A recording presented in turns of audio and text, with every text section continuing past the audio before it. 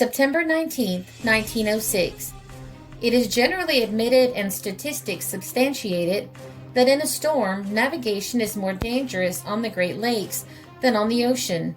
There is not space enough for safety, and the short waves and narrow channels require more skill than the broad sweep of the ocean. There is always a lee shore near, and vessels cannot run away from it as they can at sea.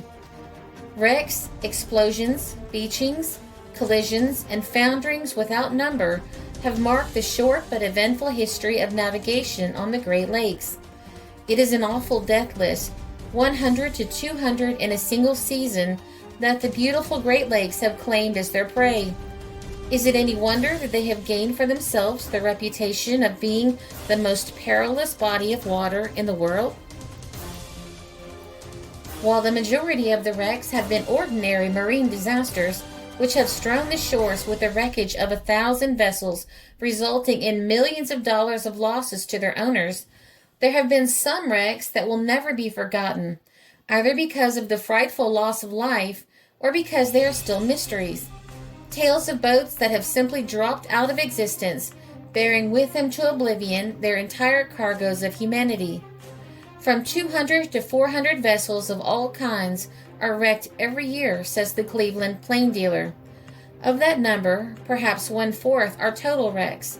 The financial loss is always upward of $1 million, and many years it approximates $2 million for the vessels alone. The losses to the cargoes are invariably $500,000 more. Every spring and every fall, the treacherous waters of Lake Erie wreck several vessels. Few of the huge modern carriers are ever wrecked by the fury of the storms alone, but scores of the old wooden freighters go down, many of them with all hands. The number of wrecks and the property loss has been steadily decreasing during the past few years, and there has not been a single disaster where more than a score of lives have been lost for more than a decade. One of the greatest marine disasters on the Great Lakes or anywhere else in the world was the loss of the Lady Elgin in Lake Michigan, September 8, 1860. She was struck by the schooner Augusta and sank in 20 minutes. She had on board 300 excursionists, 50 ordinary passengers, and a crew of 35 officers and men, a total of 385. Of these, only 98 were saved. The season of 1860, as regards the loss of life and property, was one of the most disastrous on record. The loss of property on the Great Lakes by disasters was 1,200,000, and 575 lives were sacrificed. During the terrific gale in November of that year, the propeller Dakota sank in Lake Erie off Sturgeon Point with all on board. August 9th was the 45th anniversary of the loss of the propeller Pewabic, which was the most serious of the season of 1865 and one of the most famous wrecks on the lakes. The Pewabic was run down by the propeller Meteor in Lake Huron, about 6 miles off the Thunder Bay Light. It was about 8:30 in the evening, and twilight still lingered over the lake. The approaching vessels saw each other when miles apart. They kept their course until near each other, when the Pewabic put her helm a port and had just commenced to swing when she was struck in the vicinity of the pilot house by the Meteor, cutting her down to the water's edge. A number of men were killed in the terrific crash, both vessels going at full speed. Confusion followed aboard both vessels. The Pewabic had on board about 178 passengers. Many were below, but others were on deck to see the Meteor pass. When it became evident that a collision was inevitable, they ran for safety to the aft part of the vessel. Before the vessels parted, people on the ill-fated Pewabic jumped on board the Meteor. The boats were at once lowered, but within 5 minutes the Pewabic went down. Many had thrown themselves overboard, and others were still below when the heavily laden vessel disappeared from sight. The boats of the Meteor were lowered, and many men, women, and children who were struggling in the water were saved. The Meteor remained in the vicinity all night, and in the morning signaled the propeller Mohawk, which came alongside and took the rescued passengers to Detroit. At the time, it was reported that the loss of life was about 70.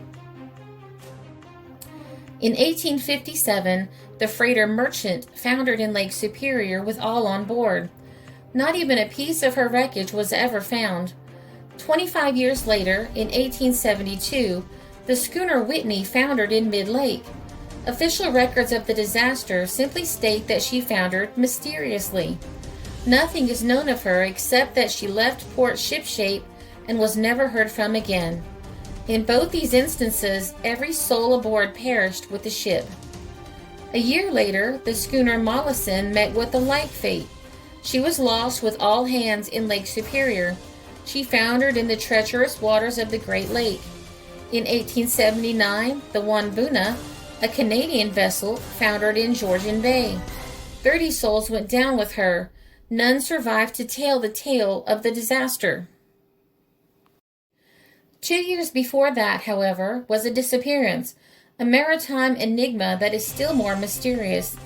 In 1877, 2 boats, both in tow of a third, were lost by reason of the tow line parting. They vanished simultaneously. There was no collision. The historian remarks that their mysterious disappearance caused considerable discussion, and no cause was ever found. In 1880, the crack passenger steamer Alpena disappeared in Lake Michigan. She was last seen about 30 miles off Chicago. Days afterwards, a few bits of wreckage were picked up along the shore of the lake. It was the last of the Alpena. Everyone on board had perished. There were 57 in all. No doubt an explanation exists as to the manner of her destruction, but those who know will never tell. The passenger steamer Asia, one of the finest on the lakes, perished in the same mysterious way in 1882. This was one of the most terrible tragedies ever enacted on the chain of lakes. More than 100 lives were lost. 2 were saved after hours of terrible suffering in the icy water. They say the boat foundered. In 1883, the Manistee foundered in mid-lake on Superior. She is supposed to have been struck by a southwest gale. Some little wreckage. That is all that was found to tell the story.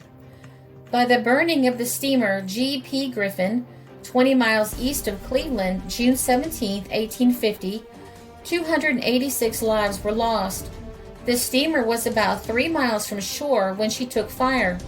It was thought that the steamer could reach land, but she struck upon a sandbar half a mile offshore. The passengers became wild with despair, and a great number plunged into the water. Not a woman or child was saved except the barber's wife. In 1850, a collision occurred between the steamer Atlantic and the propeller Augustenburg on Lake Erie, resulting in an estimated loss of life of 150 to 250, making it one of the most terrible disasters of lake history. The steamer ran across the bow of the propeller and was struck forward of her wheel.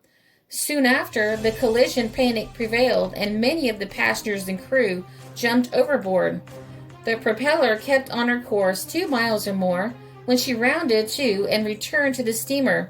She rescued those who were still upon the wreck, but nearly all the others were drowned. One of the saddest of these mysteries is that of the passenger propeller Vernon, which disappeared on Lake Michigan in 1887, only 19 years ago. She was lost October 29th, and with her annihilation, 36 lives were blotted out. It is perhaps the most harrowing part of this calamity that sometime after her tragic end, the Superior sighted several life rafts to which clung a number of the sunken steamer's victims.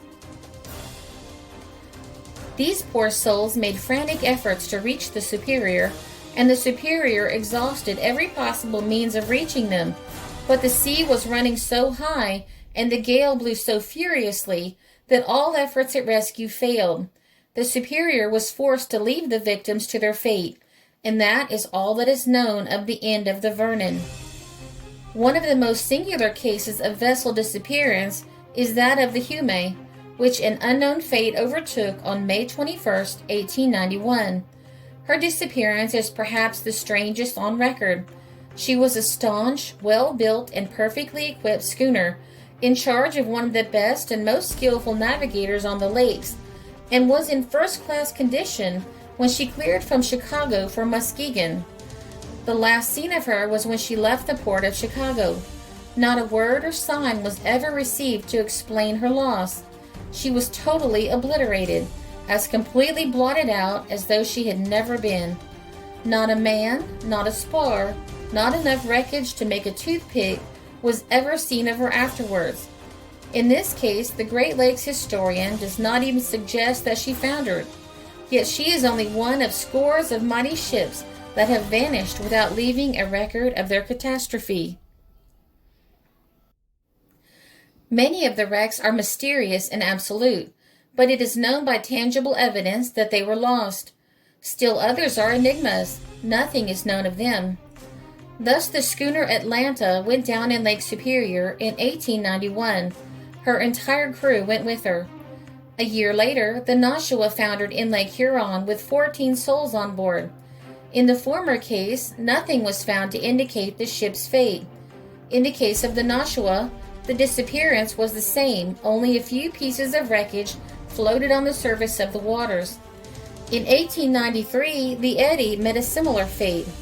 The manner of the loss of the Doughty about this time is still a mystery. She had a tow. The tow line parted, there came a gale, the ship sank. Easy to explain. The Great Lakes are generous with such explanations. Only a few years ago, the magnificent passenger steamer Chicora left St. Joseph, Michigan for Chicago on a wintry night. She was one of the finest, staunchest, and best equipped passenger boats on the lake. She sailed out into Lake Michigan and from there into oblivion. Not a word was ever heard, not a single token found which threw light on her total disappearance. The names of the Hudson, the Gilcher, and the Western Reserve are memorable in lake records. They are the names of the 3 disasters that were to herald a new era in Great Lakes navigation. They have been the last of the great wrecks, a fitting finale to the Great Lakes mysteries. The vessels were the first of the present modern type of lake boats. They were vast and deep, leviathans in every sense of the word. All 3 were lost. In each loss there's a deep mystery. On Tuesday, August 30th, the new steel steamer Western Reserve, bound from Cleveland to 2 harbors, foundered during a fierce gale in Lake Superior, resulting in the drowning of 6 passengers and a crew of 25. The big steamer broke in two, the mainmast going by the board, and weakening all other points well forward. She shipped water last, and the yawl boats were lowered. The crew and passengers got in the boats, but a few minutes later the steel hulk sank, capsizing one of the small boats. The other went to the assistance of those struggling in the water, but only succeeded in rescuing 2 of the unfortunates. This boat capsized shortly afterward, and one man, Harry W. Stewart, the wheelman, reached the shore.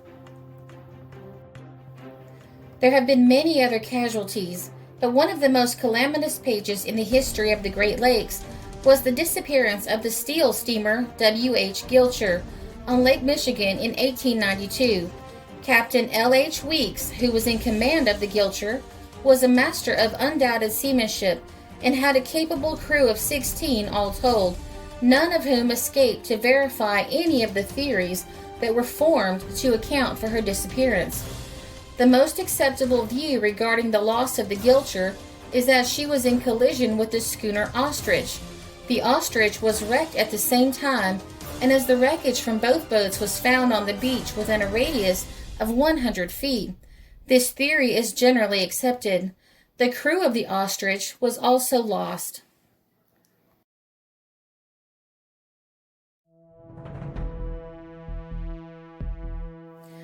This article appeared in the Evening Times, Grand Forks, North Dakota, September 19, 1906.